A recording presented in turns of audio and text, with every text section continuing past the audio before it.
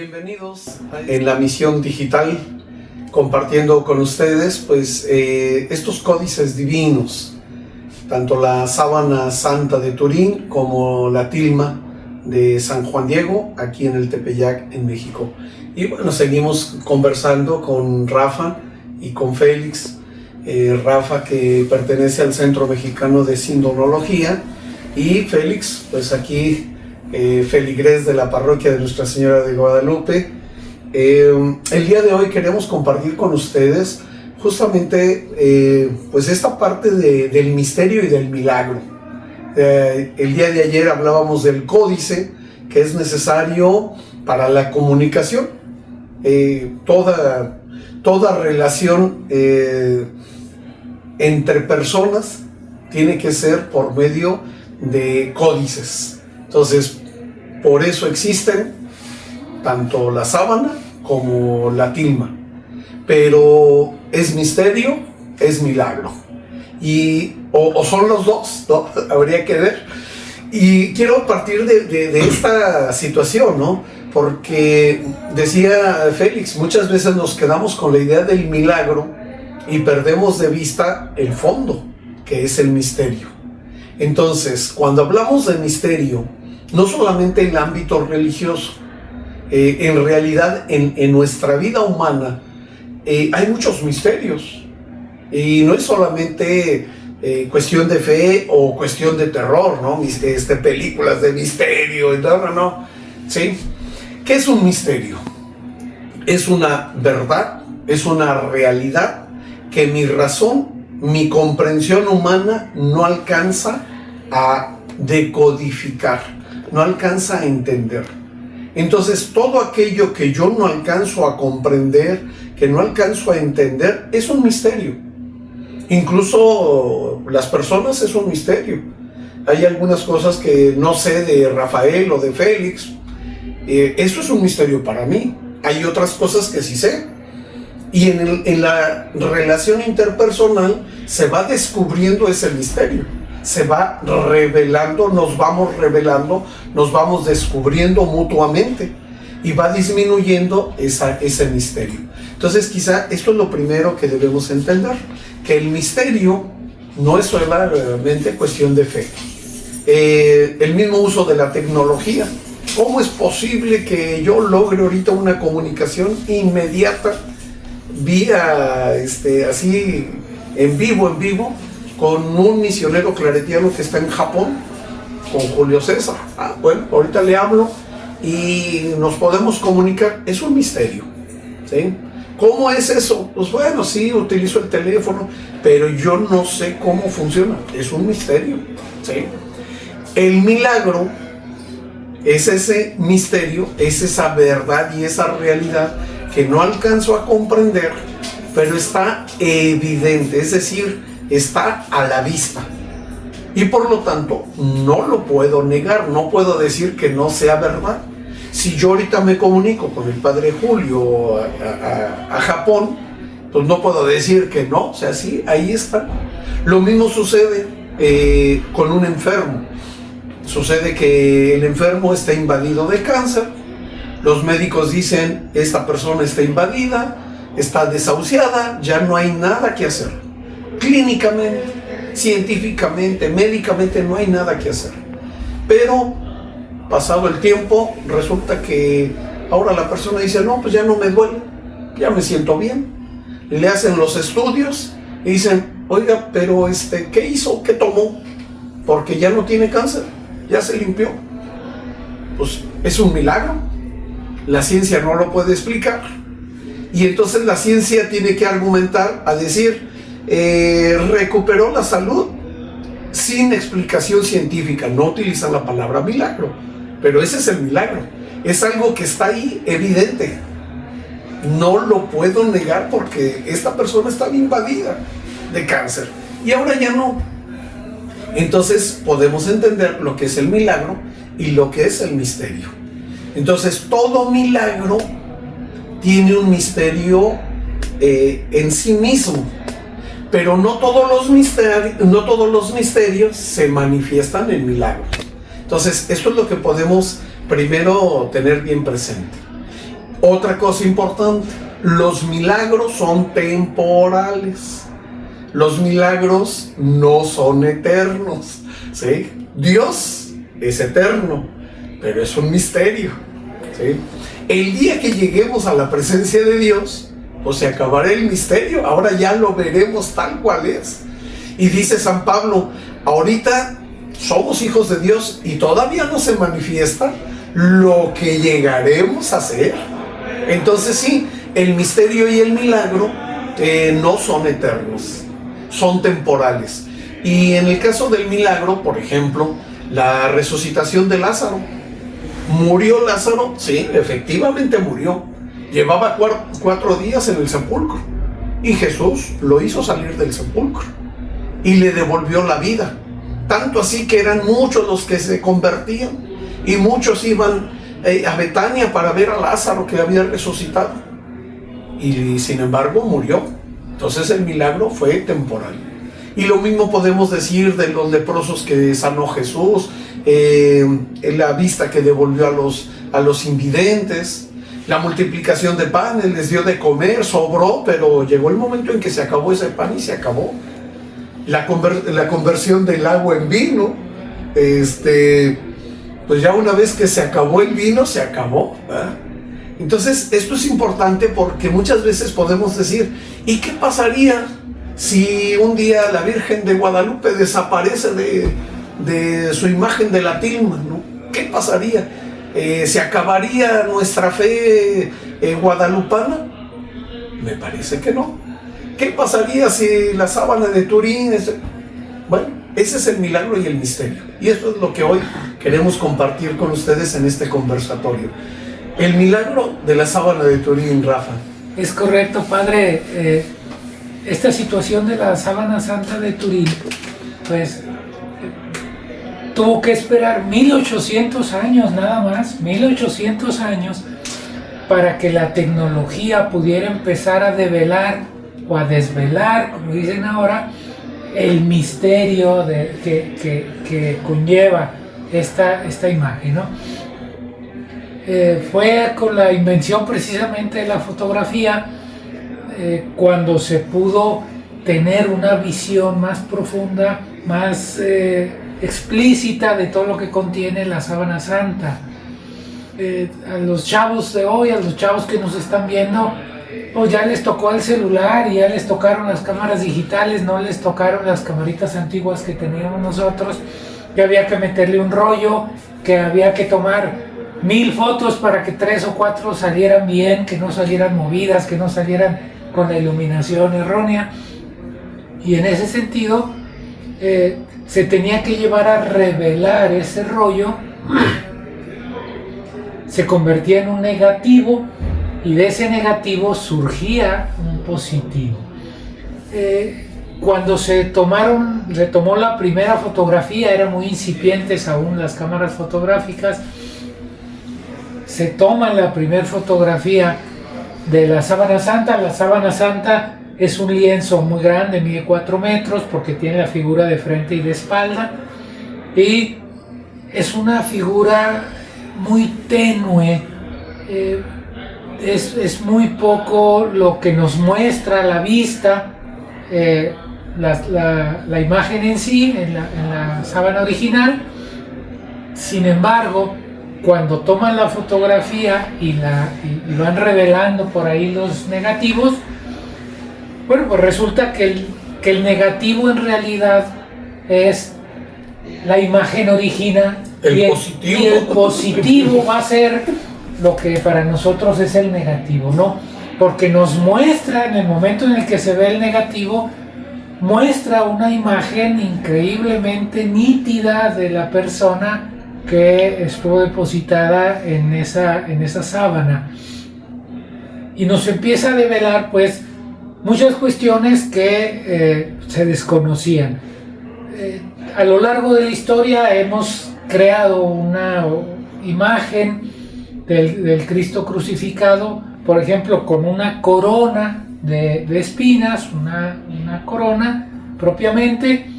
Y la sábana santa nos dice que no fue una corona, que todas las heridas que tiene y se muestran en la cabeza nos muestran que pues fue un casco propiamente de espinas lo que estuvo cubriendo la cabeza. Algo que se muestra generalmente es que en las palmas de las manos fue donde lo atravesaron los clavos, y lo que nos muestra ya la tecnología, y que luego hubo que volver a la historia para poder verificar la veracidad, es que los romanos clavaban en el centro del carpo de la muñeca. Para los romanos muñeca y mano era lo mismo, ¿sí?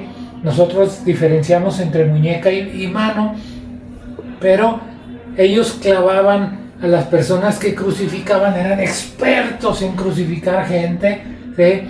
Sabían exactamente dónde tenían que hacerlo y cómo tenían que hacerlo, y entonces en la parte de la muñeca, que es la parte que puede sostenerla, si no se desgarraría por la mitad la mano, y entonces nos muestra pues eso, la sábana santa, el lugar en el que penetraron los clavos, tanto en las manos como en los pies. Hay muchas imágenes que nos muestran a un Cristo con los dos pies pues clavados por separado, y lo que nos muestra la sábana santa es que la pierna derecha el pie derecho estuvo sobre el pie izquierdo, y se puede ver una sola zona de penetración. Nos va mostrando todas las heridas, se pueden contabilizar las heridas, se puede ver en qué ángulo es en el que le fueron dando los azotes, cómo fueron peinando el cuerpo, es decir, cómo fueron en la espalda, ¿sí? Cómo fueron bajando todas las nalgas, toda la pierna, todo el chamorro, cómo desde la espalda entran los latigazos hacia el frente, y se puede medir y se puede recrear toda esta imagen a partir pues de los avances tecnológicos. A lo que vamos pues en este capítulo que acaban ustedes de ver, que es el segundo, es que esta imagen, al igual que la de la Virgen, ahorita nos va a platicar Félix, en el caso de la sábana santa de Turín, tuvo que esperar 1800 años para que la tecnología empezara apenas a mostrarnos todo el contenido que tiene la sábana santa, y que iremos develando o desvelando en los próximos capítulos también. Muy bien, gracias, Rafa. Félix. Bueno, hablar de precisamente esa inquietud de querer saber, pues es la inquietud más propia del ser humano. Desde que vamos creciendo, la pregunta con la que fastidiamos a nuestros papás es la de ¿por qué? ¿Y por qué esto? ¿Y por qué lo otro? ¿Y por qué no sé qué? Cuando tenemos ese ánimo de saber, precisamente es cuando surge esa inquietud humana, y qué mejor que basarse obviamente ahorita en la tecnología. En el caso de la sábana santa, 1800 años, tuvieron que pasar más de 450 años para que se pudiera empezar a develar, por así decirlo, qué tenía la Virgen de Guadalupe, o si realmente había algo que pudiera mostrármela, como muchos decían, es solamente una imagen pintada. Pero la respuesta fue otra. Es decir, ya con el uso de la tecnología, primero que nada, al hacer el estudio oftalmológico, aumentar el ojo a esa cantidad para que se pudieran ver incluso las imágenes reflejadas, porque son imágenes que se quedaron grabadas. Primero me da una interpretación que no es fácil de entender. ¿Cómo es posible que esas imágenes se hayan quedado grabadas? Bueno, sabemos, y ya nos lo explica el video, el pequeño capitulito que acaban de ver, el fenómeno oftalmológico de cómo se quedan grabadas precisamente, o cómo se ve desde distintos ángulos en los diferentes ojos. Pero esto solamente se hace en un ojo vivo. Entonces, Lo que no nos está diciendo, pero obviamente se alcanza a entender, es que en ese preciso momento en que aparece Fray Juan de Zumárraga, el indio Juan Diego y las otras personas que están ahí, el ente que los está viendo, en este caso la Virgen de Guadalupe, la representada en la tilma, puesta en la tilma, es un ser vivo. Y es un ser vivo que nos está mirando, que nos está observando.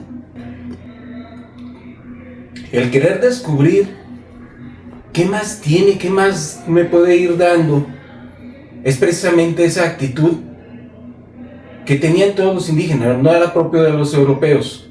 De hecho, los indígenas tenían una palabra que incluso la Virgen lo utiliza, pero nada más se dio la traducción literal.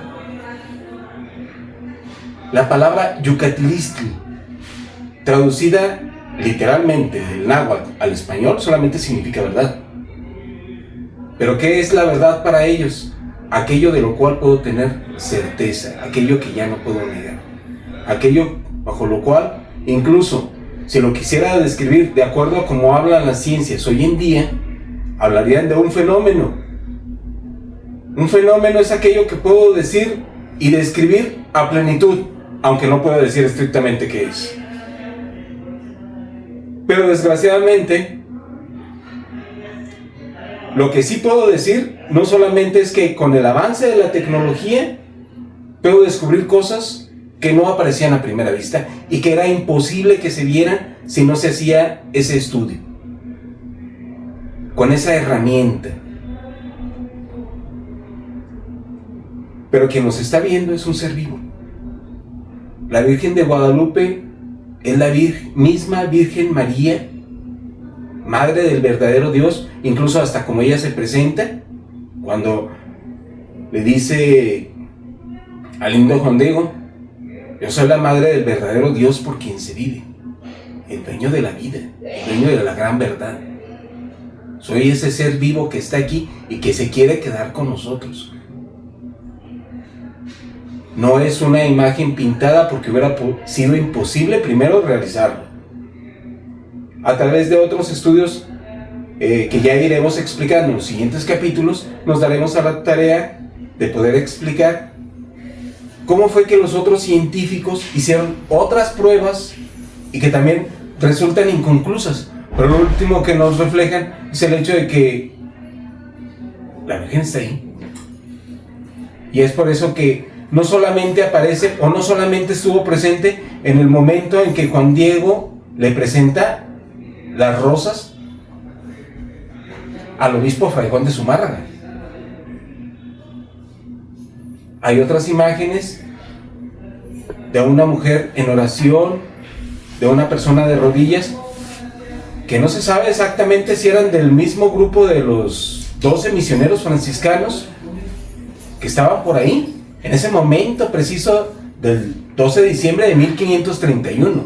Estamos hablando de que sigue estando presente y que a través de, a lo mejor, de la basílica, nos sigue observando, nos sigue esperando a que vayamos a su presencia. Y que en el siglo XVI, a nadie se le hubiera ocurrido que los ojos se reflejan de esta forma y de forma tan precisa como la ciencia lo ha ido descubriendo, este tipo de situaciones. Si nosotros vemos pinturas muy nítidas, muy realistas en la época actual, y lo único que hacen es pintar un cuadrito de luz en los ojos porque es sumamente complicado poder proyectar la luz que reflejan, pues imagínate en aquellos años que no se tenía idea de ninguna de estas leyes de la óptica, haber pensado en poderlo plasmar.